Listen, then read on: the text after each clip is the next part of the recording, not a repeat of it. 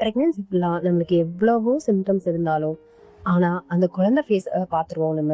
Okay, குழந்தை பிறந்ததுக்கு அப்புறம் இது எல்லாம் போயிடும், இது எல்லாமே மாறிடும் அப்படின்ற ஒரு சந்தோஷம் இருந்துட்டே இருக்கும். அதே மாதிரி நம்ம குழந்தை ஃபேஸ் எப்படா பார்ப்போங்கிற தவிப்பும் இருந்துட்டே இருக்கும். ஆனா குழந்தை பிறந்ததுக்கு அப்புறம் நடக்க போற விஷயமே வேற. யாருக்கெல்லாம் குழந்தை பிறக்கிறதுக்கு முன்னாடியே தெரியும் நைட்டு 2 மணி நேரத்துக்கோ இல்ல 3 மணி நேரத்துக்கு ஒரு தடவையோ குழந்தைக்கு நைட்ல எந்திரிச்சு பால் கொடுக்கணும்னு சொல்லிட்டு, இது சத்தியமா எனக்கு தெரியாதுங்க. நான் லிட்டரலா குழந்தை பிறந்ததுக்கு அப்புறம் தான் எனக்கு இது தெரியும். ஒவ்வொரு கிட்டத்தட்ட ஒரு மாசம் ஃபுல்லாவே அந்த மாதிரி தூக்கம் இல்லாம இருந்து இருந்து இருந்து பயங்கர டிப்ரெஷனாகவும் எக்ஸாஸ்டாகவும் இருந்திருக்க நாட்கள் நிறையாவே இருக்கு. லிட்டரலா நான் எந்திரிச்சு அழுதுருக்கேன். நைட்ல நடுவில் ராத்திரில எந்திரிச்சு ஐயோ இது எப்படா முடியும் அப்படின்ற ஒரு ஃபேஸுக்குள்ள அழுதுருக்கேன். இந்த மாதிரி எத்தனை பேர் ஃபீல் பண்ணியிருப்பாங்க அப்படிங்கிறது கூட தெரியல. ஏன் இந்த ஃபேஸ் பத்தி யாருமே நம்ம கிட்ட சொல்லவும் இல்லை அப்படின்ற ஒரு தாக்கம் எனக்கு இருந்துட்டே இருந்தது. இதுக்கு எல்லாத்தையும் தாண்டி நம்ம பக்கத்துல ஒரு ஜீவன் நிம்மதியா தூங்குவாங்க.